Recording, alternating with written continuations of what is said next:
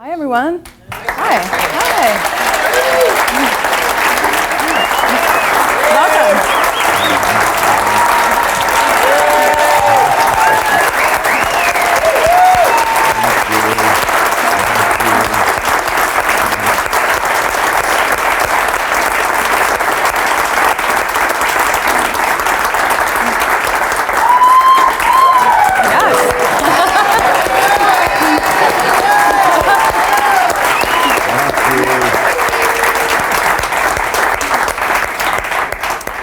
Well, I don't really need to introduce him.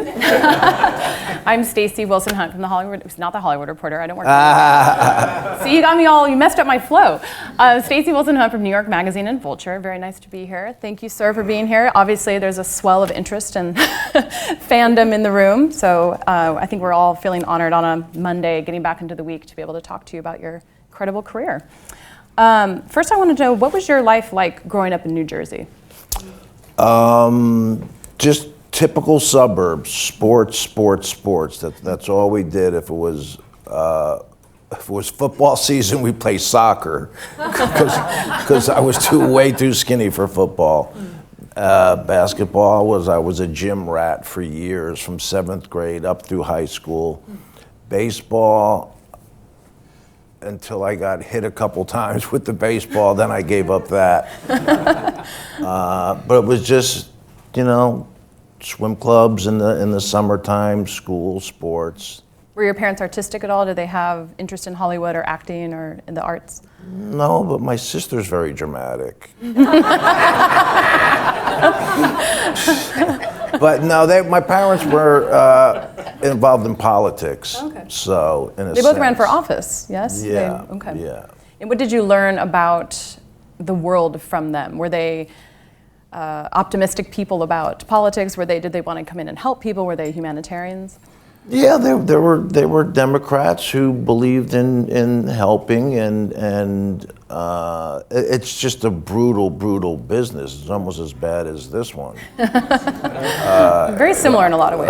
I saw my mother's heart get broken a few times. People say that they want to help her run for office, and then they turn and they go to somebody else. So to this day, I'm still a little hesitant of it.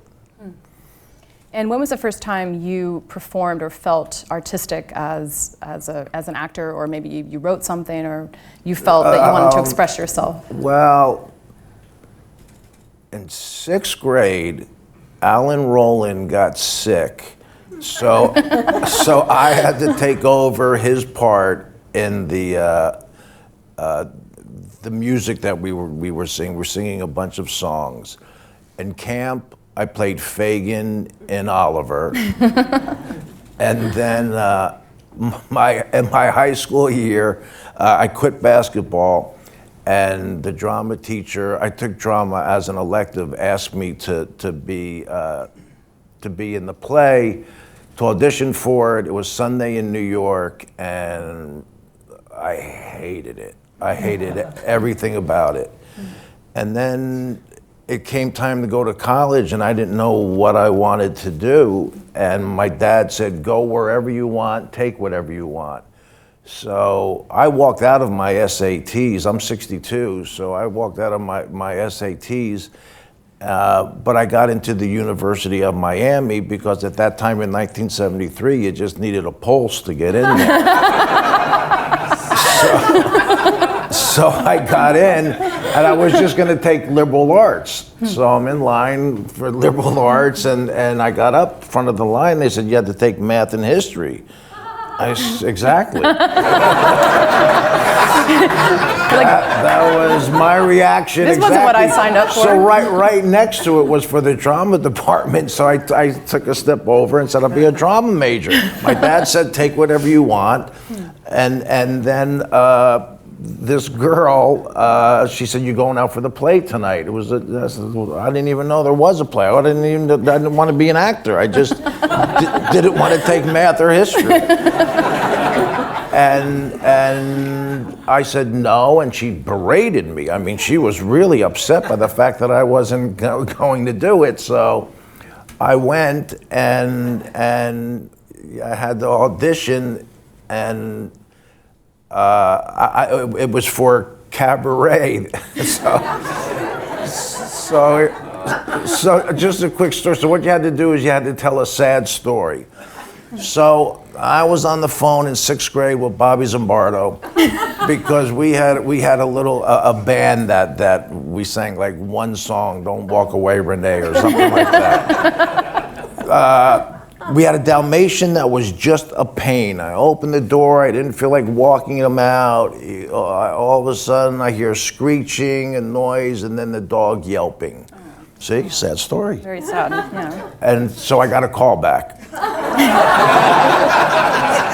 I then had to sing and dance. And now, like, I'm a jock from Jersey, and I remember my parents, they took us to see the original Pippin. And I remember this one song, Magic to Do, which was just a really great song, but for somebody else to sing it, not me. But so I went, and the girl Valerie, she helped me. She got the sheet music, and okay, I think I know this.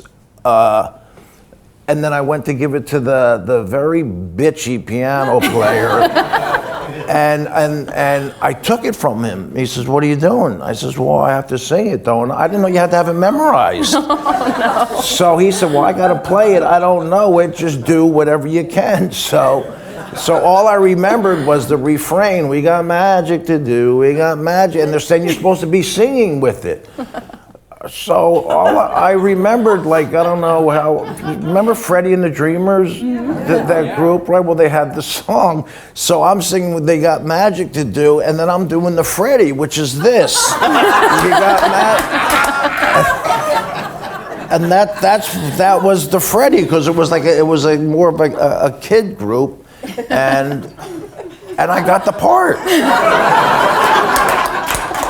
Wow. Auspicious beginnings. So after college, you moved to New York right away, it sounds like. Yeah, once there was an acting teacher, his name was Buckets. And they called him that because he played basketball, put the ball in the bucket. So I could relate to him, and I was different for him because I wasn't somebody who was, wanted to do this since they were little. I just had a different personality, being more aggressive and jockey, and he liked that. So he kind of took me under his wing, and I started getting really nice parts, and I said, well, I think I'm going to stay and do this a little more. And I ended up staying for the 4 years, and then I moved to New York, and the third day I was in New York, I got a commercial, and it was for Keitel Records, Love Songs of the 50s. And they just was me and a girl walking in the park, and it was stills, and then they were supposed to play the love songs of the 50s, but I think nobody really fell in love in the 50s because the commercial just disappeared, so nothing happened to it. Well, at what point were you, at what point were you cast in Another World? That was like how long into your tenure in New York? 6 months from graduating college. Wow, that's a big deal. It was really the first month I was flown out here because Robert Zemeckis was doing, I think it was called Beatles Forever, or it was something about a group of kids trying to get into the plaza when the Beatles were there. But I didn't get in there, but I got into the soap. And when I started into the acting in the 70s, the only movies that I ever saw were Clint Eastwood movies, the Beatles movies, or whatever my parents took me to. When movies were movies, when there were intermissions, and the movies were huge, and the screens and everything. But I still didn't want to do it. I was so naive, I really thought they were killing people on screen. It was so real to me that, but I never thought about that you could do it. You were an intense fan, more so than someone who wanted to. I was impressed. So, but I got the soap. You played Joey Perini. Yeah. I assume he was a bad boy Italian guy? No. The nicest character in the world. Really? Oh. Yeah. Me, Ray, I've never been in a fight in my life. So my friends laugh at the parts that I play because they know that I'm not, anything close to. And did you find, and a lot of great actors started on soaps, Alec Baldwin, Julianne Moore, it was a great vehicle back then for people who really wanted to do good work. Not to say it's not today, it's just a different business now. What kind of exposure did you get from that arc? I think it was 8 episodes, is that true? On the soap? No, I did 3.5 years. Oh, you did 3.5 years. Okay, my information Yeah. is incorrect. Did you find yourself getting auditions for movies from the exposure on the show? There was one thing. If the story is true, Sandra Locke, who used to go with Clint Eastwood, watched the soap, and they came and they were interested in me for I forgot the name of the movie.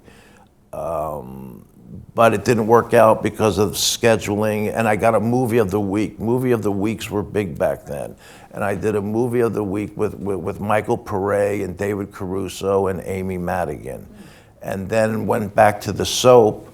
Then when I was 25, 26, I quit the soap because I wanted to come out and I wanted to try to get into movies. Because when I first started, like I said, I didn't used to go to movies. So in the 70s, I graduated high school in 73. And the 70s, as you all know, was a great, great period of movie making. And that's what my influences were. So that's what I wanted to be like. That's who I wanted to work with. And I've been lucky enough to work with a lot of those people that I just would drool over, like Gene Hackman and Robert Duvall and Pacino, De Niro, all these people. I've been really lucky.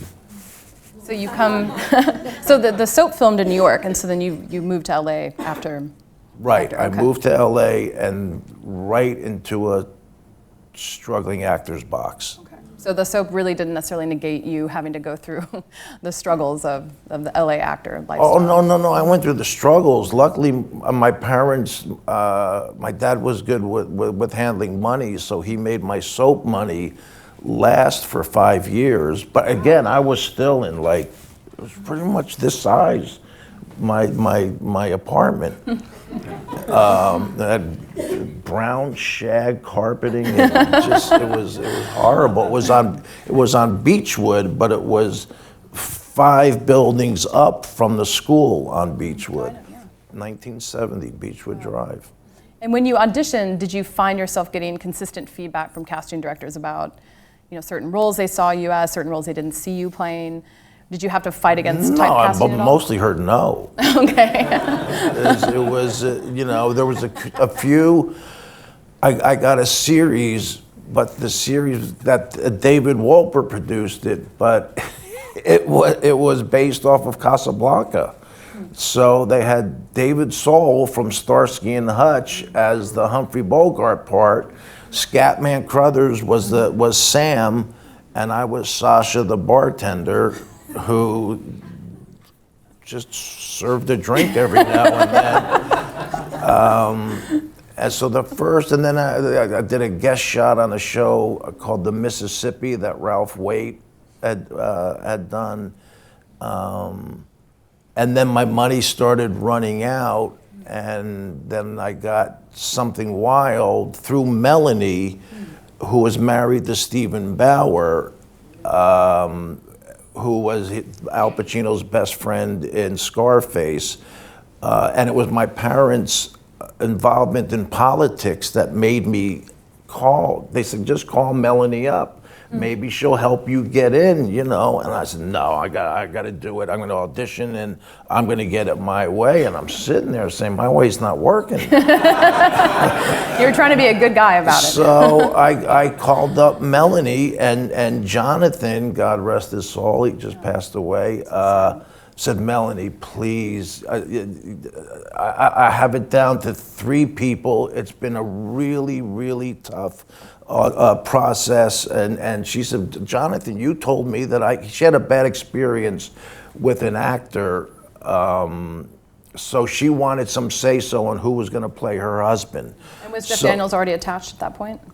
Jeff was attached, and Melanie was attached. So Jonathan was down to three guys for the part that I eventually played. So she got me in just because I think she just wanted to let Jonathan know that you gave her that power and she was going to take it. I don't know if it was belief in me. I think she just wanted to use her power. So on Monday I met I don't know if I met Jonathan. I think I maybe just met Jonathan. I said, all right, if I'm going to get turned down now after 5 years, I'll get turned down. But at least I met the director and let him say it. Tuesday, I get a call. They say they wanted me to come in and read with another actor. So they hired an actor or asked an actress to come in to read some of the parts that were Melanie's. I said, all right, now if I'm going to get turned down, at least I got up and I talked and acted and let that happen. Thursday comes around and they say they want you to come in tomorrow to read with Jeff Daniels. So I'm like, I'm so excited. And I remember I was watching Johnny Carson. And who's on Johnny Carson talking about Woody Allen because he just did the Purple Rose of Cairo, and Jack Nicholson because he just did Terms of Endearment, but Jeff Daniels. And I'm like, oh my God, I gotta work with this guy tomorrow. So I started doing, I'm doing push-ups. I'm like looking at the script and I'm doing push-ups. And I'm looking, oh, and Woody did this, and oh, Jack was this, and Shirley MacLaine. And I'm like, oh man. So did you say I was Joey Perini on Another World? I mean, come on. No, that didn't work. But I went and I had throughout as soon as I moved to L.A. Stephen and Melanie turned me on to this acting teacher, Harry Mastro George, who I stayed with for 12 years. Even when I started making movies, I would go right back to class to work with them, through Goodfellas, through Field of Dreams, back to class. And so I did the scene with Jeff, and then I get another call. Jonathan wants to meet with you before he goes back to New York. So we met at Hugo's on Santa Monica Boulevard, and I went and he said, look, as you know, you've been coming here now for a while. I got to go back. There were 3 other people who were in the mix, and I'm going to go and I'll know by the middle of the week. So the middle of the week to me is Monday. But then Tuesday came and there's nothing. And literally the middle of the week, Wednesday came and there was nothing. And I said, oh man. And then Thursday came, I can get emotional now. I remember he said, Ray, would you like to be Ray? And I broke down. I just got I could get emotional now thinking about it. It really, after struggling and, whenever I talk or do these things, I really do it for the people who break hasn't come or who hasn't gotten their shot, that it might not happen at the time you want it to happen, but it doesn't necessarily mean that it's not going to happen. It's just a matter of when it does. But that's how the first. That had nothing to do with what you asked me. Hey, this is your show.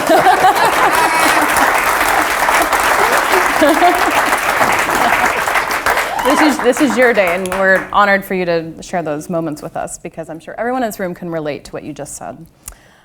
So a couple of years after Something Wild was Field of Dreams, which is such I did a movie, Dominic and Eugene, in between, which was really, Tom Hulce was unbelievable. Yes. He was incredible. And that was shortly after Amadeus. Yeah. I think he had just broken up. But that was with, just bad luck, that was with Orion too, so it was Something Wild. But they put together great movies and stuff. It's the marketing was a little, and then we faced. It was the same time that Rain Man came out, so and that was but hard to beat that one. And so when you first read the script for Field of Dreams, which is such an odd, sweet little movie, we think about what a big deal this movie became, but at the time, I imagine it was kind of a hard sell on the director's part to just it's this field, and there's this like dead baseball player living in it, and he comes out, and I mean, it's a really dreamy sort of beautiful I thought it was story. the dumbest script I ever read. I did. I couldn't understand why this guy would plow up his cornfield for like this ghost, because I wasn't movie savvy and hadn't seen really a lot of movies up to that point. The ones I did were in the 70s. They would have shot up the cornfield, but not made it into a baseball field. So Right. I thought it was a little bit more sentimental than the movies you were used to seeing. Well, what sold you on wanting to play Shoeless Joe Jackson? They asked me.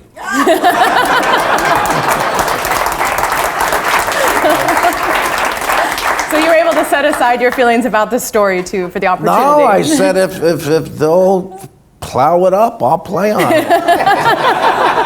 If they plow It's it, his money, not mine. if they plow it, you will come, which you did. Sorry, I had to You're get gonna that have in. a lot of dates after that one.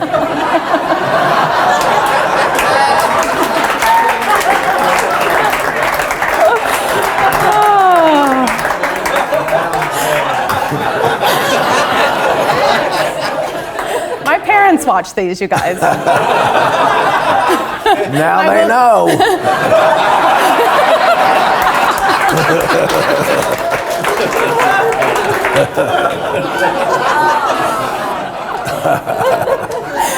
So that offers a perfect segue to Goodfellas. Scorsese said that he loved your, quote, explosive energy from Something Wild. And that's what really caught his notice with you. Do you remember your first meeting with him? Did you have a long audition process for Henry Hill? Yeah. The very first, I've been with every alphabet agent there is. I was with ICM, then the CAA, and at that time, I've never heard I was with CAA, and I think Marty was there too, and I've heard varying stories about how I got it. But I heard that Bob had mentioned me at a party to Marty, and that's actually how it happened. But I took my dad. Dominic and Eugene was at the Venice Film Festival, and we were at the Excelsior Hotel on the second floor, looking down at just all the like people, and film festivals there's some characters. So I was just watching everything that was going on, and all of a sudden there was this big commotion. And I look, in the middle of it is Marty, and I hadn't talked to him in like 2 or 3 months, because he went and did Last Temptation of Christ, and that was there, but he was getting a lot of threats because of the subject matter. So there were a lot of bodyguards.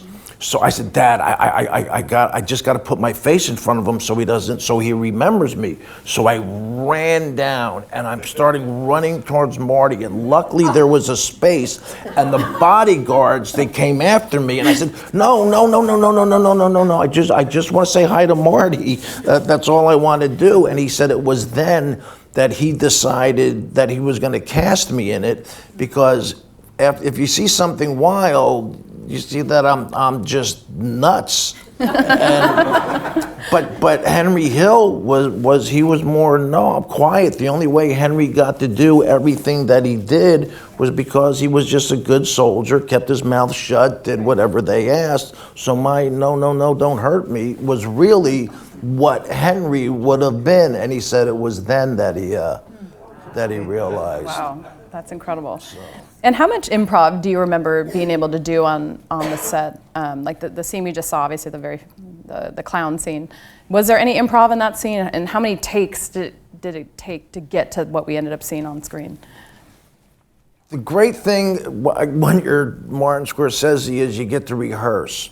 And we had 2 weeks of rehearsal, and sitting around rehearsal with Joe Pesci is fun. Because he's got lots of stories, and one of the stories that he was telling us was how he was at a restaurant, And that happened to him, true to life, real wise guy, made him laugh. And he said, well, that's really funny. And the guy, he said, just turned on him. And it was like, whoa. So Marty said, wow, wait, we could use that, because he's always thinking, it's just, there's nothing more exhilarating than to be around somebody who is that passionate about playing make-believe. And originally, the scene would have, in the script, the scene would have been, when the guy comes over and says, Tommy asked for a drink, and the guy says, hey, you haven't paid me in a while, and he takes it, you mutt, and hits him on the head with the glass. But before, so Marty thought, well, we'll put it there. Well, what we did was, so he said, that's a really interesting idea, let's work something out. So Marty and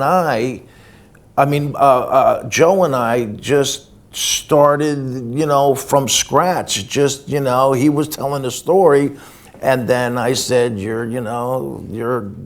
I just came with you're a funny guy. And he turned on me, and then we did it a few more times, and Marty had some suggestions, and Joe had some suggestions, and then Marty's assistant then wrote it all down, because there is improving, but because of the way Marty moves the camera, it moves at certain places. It's like a dance with what you're saying and how the camera's moving. So it has to be at a certain point when you're saying a certain thing. And I'll never forget that our first take of doing it, Joe improv during it, and I remember Marty he got really upset, and he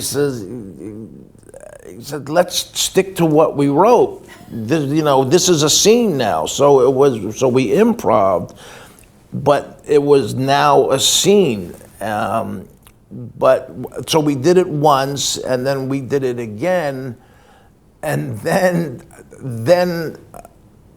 you just showed that one, right?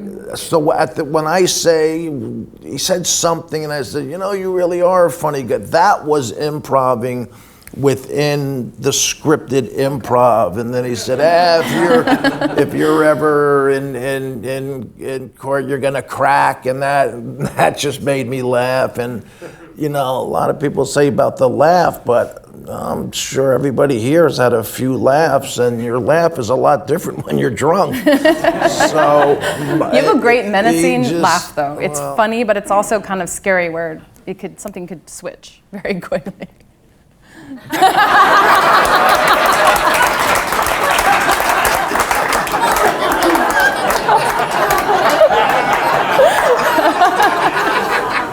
And that's why you're here today. Tell me. That's why you're here today. I'm a funny guy. You're a very funny guy.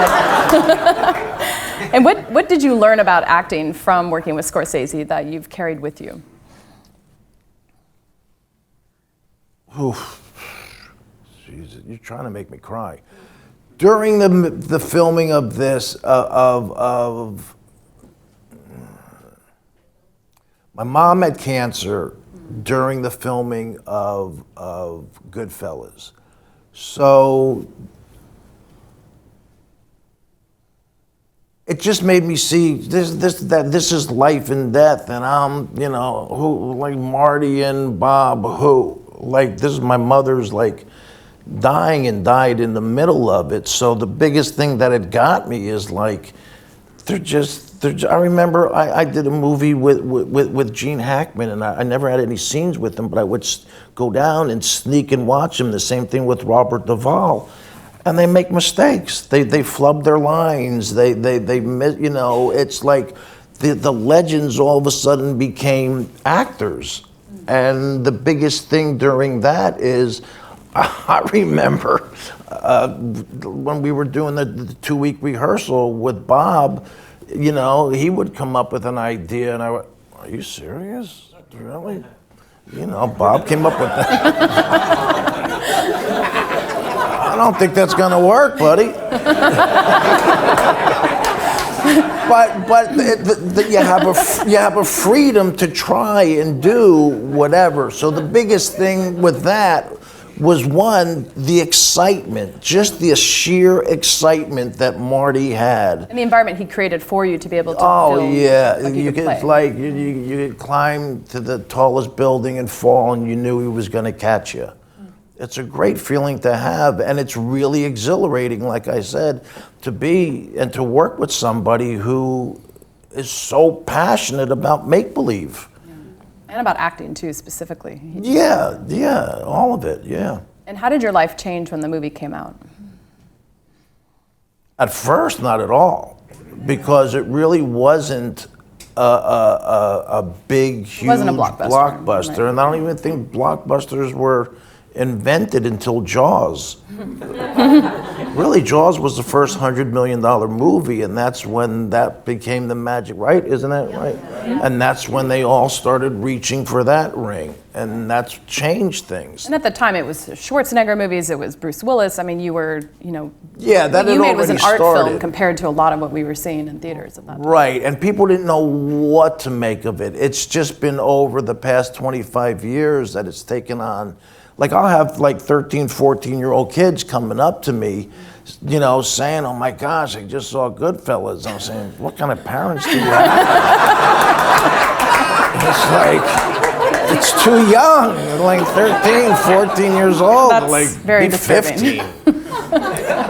But it does, it's taken on a life of its own. And you knew the real Henry Hill, is that true? You had No, spent, oh, you didn't? I met him after. Oh, you met him after, okay. Yeah. Okay. And he called me up. He called me up and he literally said on the phone, he said, "I'd like to meet you." I said, "Oh, okay." So we met at Jerry's Deli, where the bowling alley is on Ventura Boulevard. And he was there with his brother, who just looked menacing. But the thing that Henry said was like, "Thanks for not making me look like a scumbag." And I said, "Did you see the movie?" Like, everything that he did was, But he did it in an endearing cheating way. on his wife. He was selling drugs, abusing drugs, beating people up. He was like, that's scummy in my neighborhood. Well, you played him with heart, I guess, is probably what he was saying. Yeah, no, he did. Yeah, he was actually really sweet about it. And did you see a shift in your career after Goodfellas? Did you start to get different roles? Did you feel like you had heightened exposure?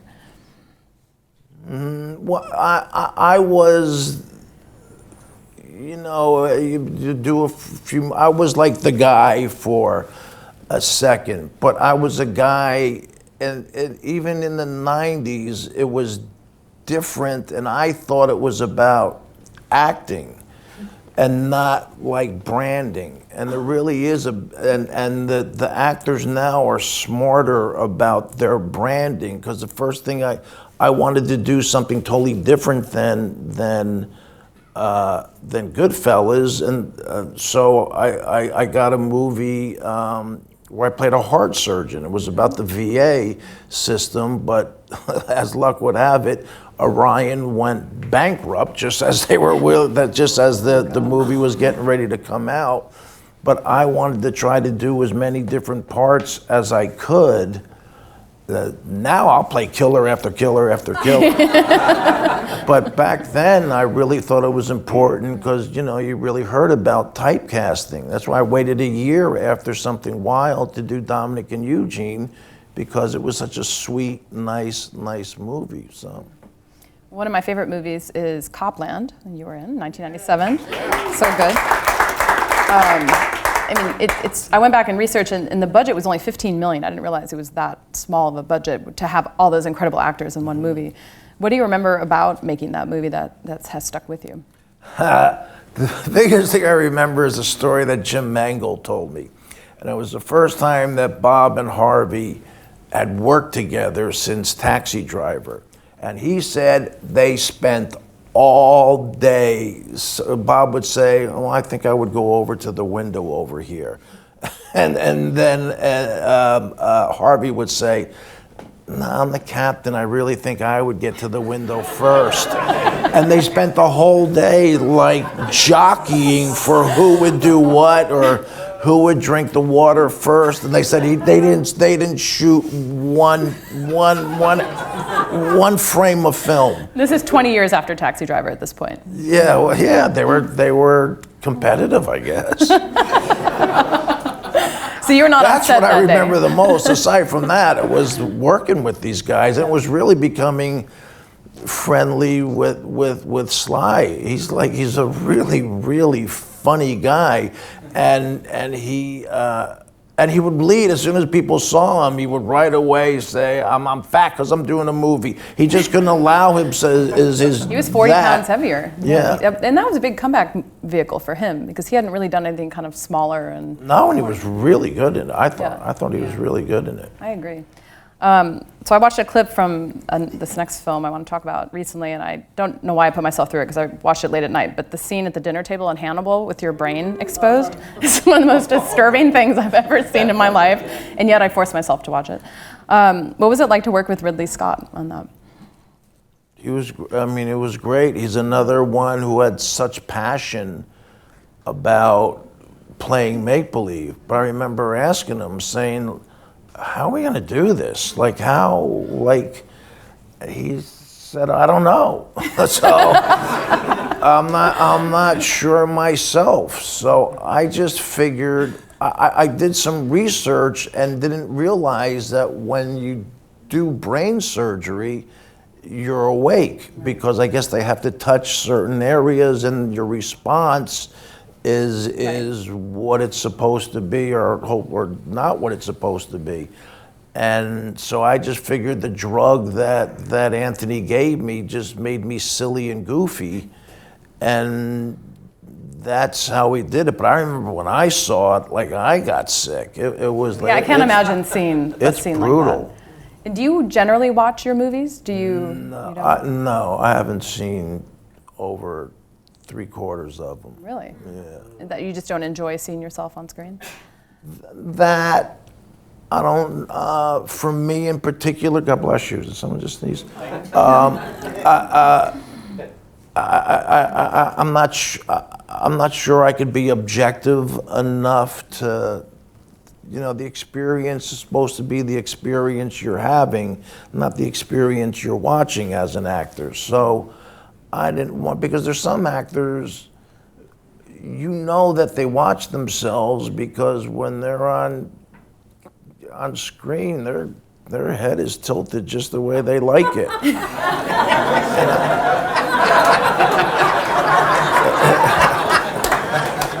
It's true though. So they're already thinking about the result. I don't want to have any preconceived anythings where, so. That head tilt looked familiar, but I won't guess who it might be. One of my favorite performances was on ER in 2004, for which you won an Emmy playing Charlie Metcalf. Do you guys remember that episode? Just grueling, but very beautiful. What was it like to inhabit that character? I know it was you weren't on the show for very long, but it was really wrenching, especially someone who's at the end of his life. What was it like to envelop that? It must have been tough. It was brutal because I, like many people, I'm scared shitless of dying, and the whole thing was dealing with I know I'm dying, so and then to have a relationship or not a relationship with my child, which is like kind of the same thing in Shades. It just puts you in a weird head. It wasn't a pleasant place to think of and to not have a relationship with somebody because of some stupid ego reason that someone couldn't throw away, and it's your kid, and then here you are dying, and they don't care. It's like, it just makes you think twice. Like don't take it so serious, you know. It was hard for me. Do you think you're attracted to difficult material? No, I did a couple Muppet movies. Which is actually more difficult than you think. Well, sure, yeah. Well, especially if you have to sing and dance with Danny Trejo. I need to rewatch those. Another one of my favorite performances of yours, and favorite films actually in a long time, is The Place Beyond the Pines in 2012, which I just adore this movie. I think I've seen it 10 times. The structure of the movie was, of course, sort of a triptych. You know, there's 3 pieces to the narrative, shot for low budget. Derek C. in France was the director. Did you have a sense of what that movie would look like, the end result? Because it is such an odd construct, and you know, Ryan Gosling dies at the beginning. It's just really nothing that you think it's going to be. What was it like to make that movie, and did you have a sense of his artistic vision while you were working with him? No, not really. And I was pissed off because they cut out a lot of my good scenes. But no, that's partly joking. So no, but it was a whole different thing. That, you know, it is 3 separate stories. So it's just a matter if that is your flavor or not, or like which play, you know, that one I think I saw once, so I don't remember a lot of it. But yeah, it was a whole different, I mean, everyone was really, really good. It was just an odd structure. Right, and maybe he didn't know what it was going to be until the end himself. Yeah. Which is very often. And that brings us to Shades of Blue, 2016, obviously premiered last year.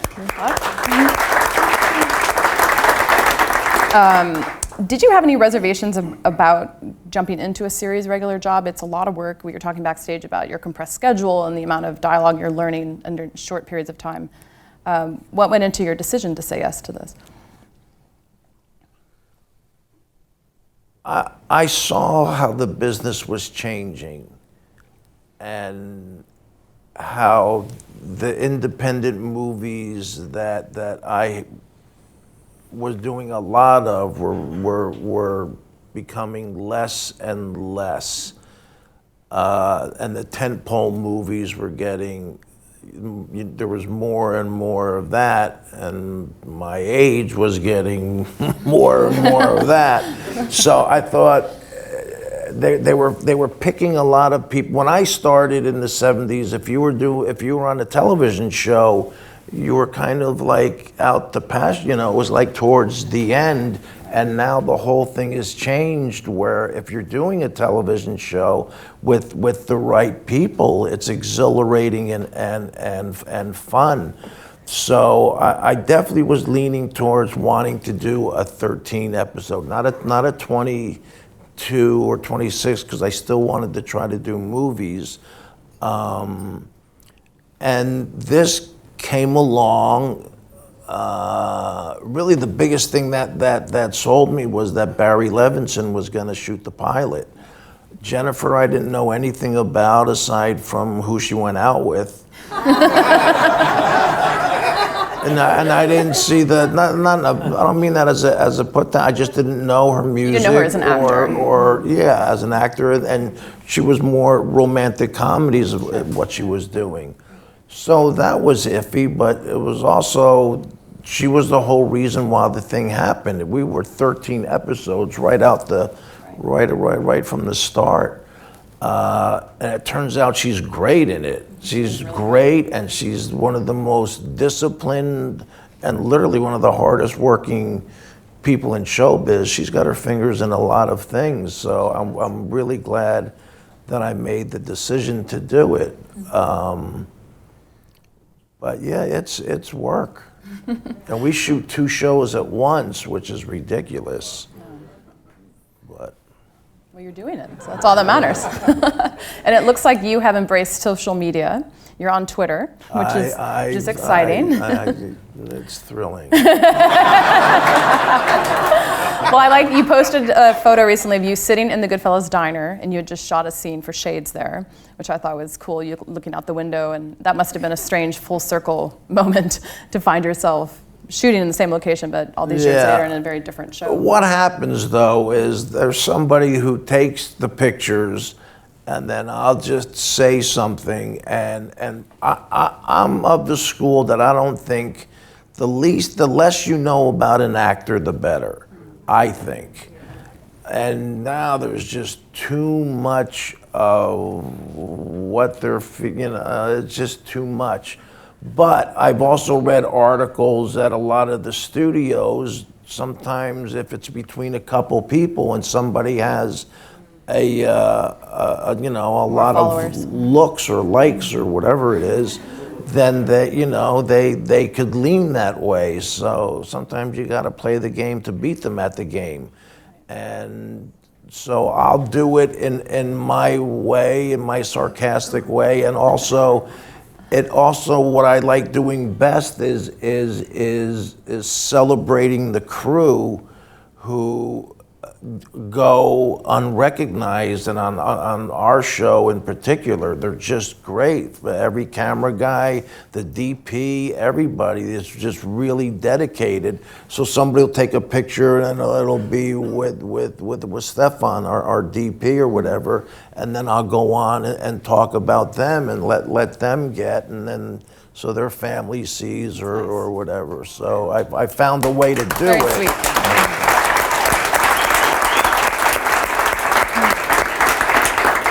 Not a lot of actors take the time to do that. What's been your favorite day of shooting on Shades? Favorite scene or favorite location or favorite sequence?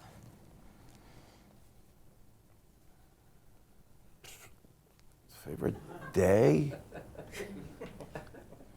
I don't know about favorite day, but I think one of the most important days is what I think you showed, and that I really based the character, because all they tell you at first, because they don't know, is that I said something that set my daughter to the point of killing herself. So you showed Yes. the confessional, right? That to me was the most important, and I didn't think it was going to hit me as I don't go into a scene saying, all right, I got to cry today or something. I just kind of do the homework and then let whatever happens. And so your answer was, what was my favorite day or the most? Just a day that it would have stuck been with that you. because it's really what I based from day one, that they finally let me verbalize, and the character had never really said anything. Right, we learned a lot about him anybody. in that. Yeah, and why Jennifer became so important to me as a daughter, because she got in trouble at the same time that my daughter passed away. And actually, this year we had a flashback of my daughter, and it's my daughter. Your real daughter. Yeah, my real daughter. Oh. Well, I was going to ask about her because she is now 18. She's wanting to become an actor, or she is an actor and wanting to pursue it. How does it feel to see her following in your footsteps? Who am I to say no? It's just, she, it's what she knew early on. She used to love coming to the set. She didn't care if she had to get up at 5 or stay till, well, she loved staying late. She did everything. She showed that she really wanted to do it. In high school, she auditioned for every play. She just took it on herself. Like I didn't do anything in terms of introducing her to my agent, but it's really her wanting and her doing and taking the upper hand in it. So, Sounds like she's doing it for all the right reasons. Yeah. She likes to play pretend. That's all she did when she was a kid. Sweet. And when you're out in the world and people recognize you, what do people most frequently say to you, or is there a piece of feedback you've gotten from a fan that's really stuck with you about something you've made? A lot with Field of Dreams and what it's meant to a father-son relationship. Right. That, because usually it's kind of like a guy tearjerker, you know. That, they want me to say Karen. just one word, Karen. That, it was the funny guy thing, but Karen's, that seems to be the one right now. And have you ever had a strange fan interaction where you've kind of had to be like, whoa, this person need to move along? Well, some of the people that do it for a living, right. That's get, so if they crazy. Don't get their they get really nasty. They can get really nasty. So, do you give them that look? No, I just say fuck you back.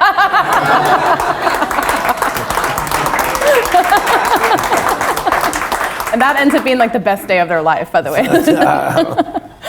And who are your heroes in the business? Either people you've worked with or people you grew up idolizing, or even people today you look at what he or she does as a writer, director, producer, and think, wow, I'd love to collaborate with that person.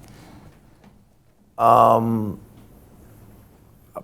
the ones who I mentioned when in the 70s that I was fortunate enough to work with, and that inspired me to want to be that kind of actor, to do like those kinds of movies, like Gene Hackman or Duvall or Anthony Hopkins and Vanessa Redgrave I worked with. That was unbelievable.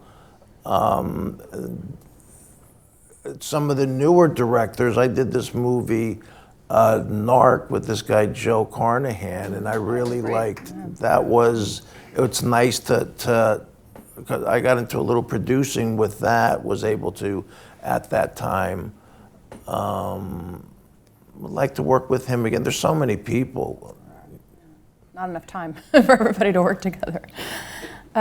What's your favorite way to spend time when you're not working? Watching Family Guy.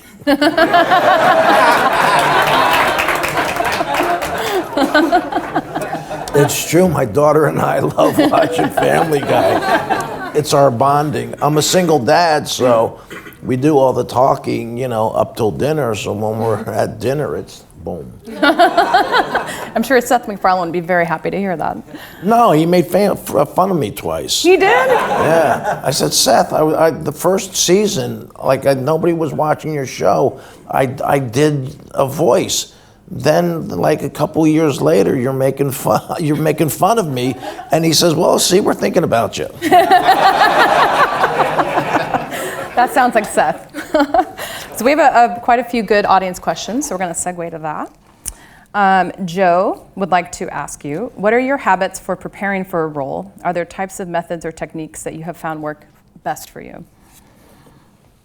It really depended on, in the beginning of my career, I was much, much, much more method. And I mean, obviously, to the point you're not going around killing people but if I was playing a surgeon, I would go to open heart surgeries, to the point where I would go so much that the doctor asked me to scrub up, and then he asked me if I wanted to touch this woman's heart. Oh my God. And I almost said, oh God, I get to touch God. And so I did. I went down and touched this woman's heart. So I was big on preparation and knowing that it looks like it. And then as you get older and the more that I studied, you realize it's pretend. You just pretend that you're doing it, and all the information that you need is in the script. So you could be the best non-butcher in the world. It doesn't matter if you're not saying what you need to say.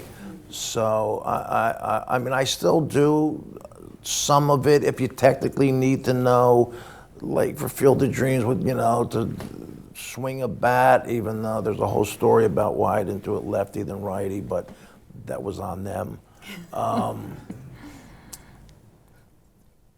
And then it's just your imagination and then trusting yourself after doing it for like 35, 40 years now. You learn to trust what you've done because it's been proven in the past, and the more you get rid of actors' considerations, saying other people's words on cue in front of people, it's all unnatural. But if you just put yourself in the head of just playing pretend, that set me free. That's what helped me, and that's really what I got from studying with Harry, Master George. That's great. I think is it Sana or Sarah? Excuse me, I couldn't. Sana, thank you. She would like to know what feeds you as an artist, what inspires you? Other artists, good movies,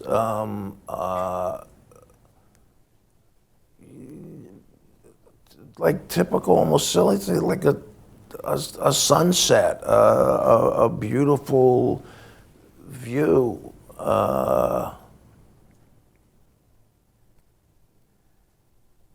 Other actors, other, movies that are like, where people are extremely committed. What was the last thing you watched that you thought was really great, movie-wise? I'm so bad at remembering names of movies. Or maybe from this past Oscar season. Was there anything that you liked? I don't know. I'll come back to that one. I know there's one, but I can't. I don't. There really is a few, but I can't think of it right now. Okay, we'll come back. Crystal would like to know, when did you know that you had officially made it as an actor? I still don't know. I do. There's a certain level that you want to get to, and that level, for me, is to work with the most committed people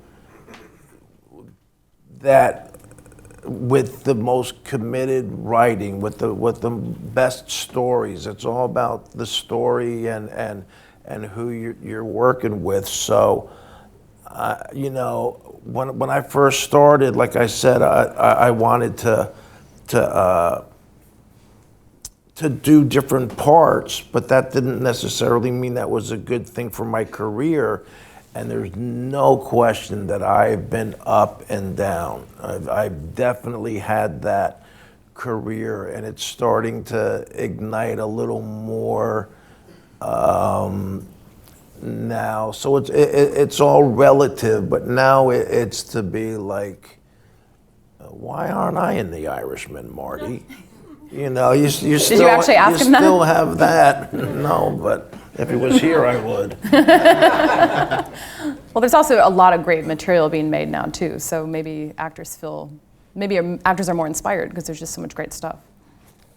Yeah. That's a good thing. Josette would like to know, which of your performances has left the most lasting mark on you and transformed you as a result? Wow, you guys are deep. We weed out the bad questions. These are only the good ones.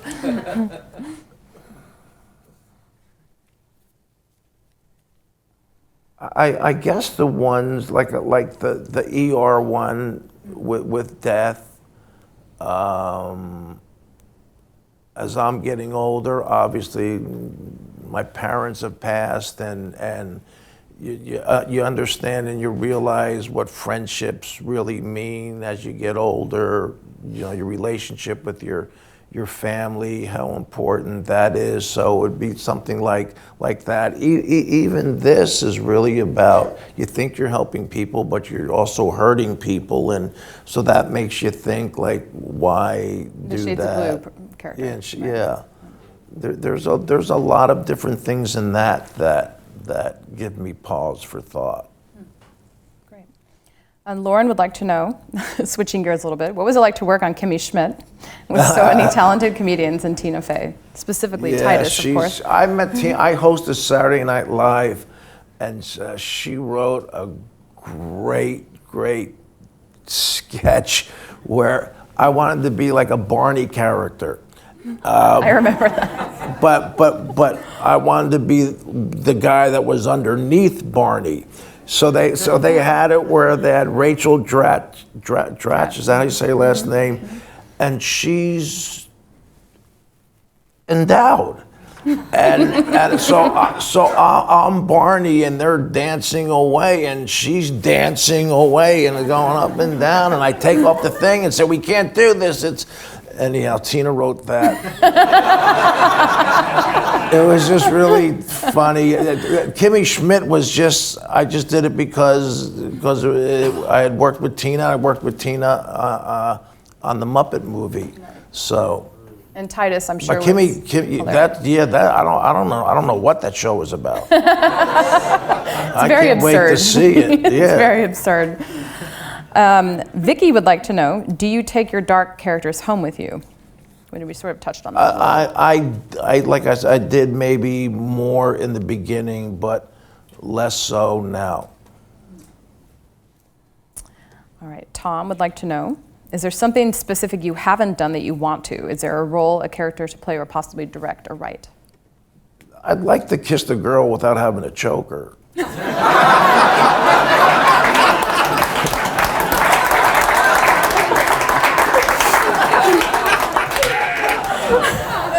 I would like to do something more romantic, and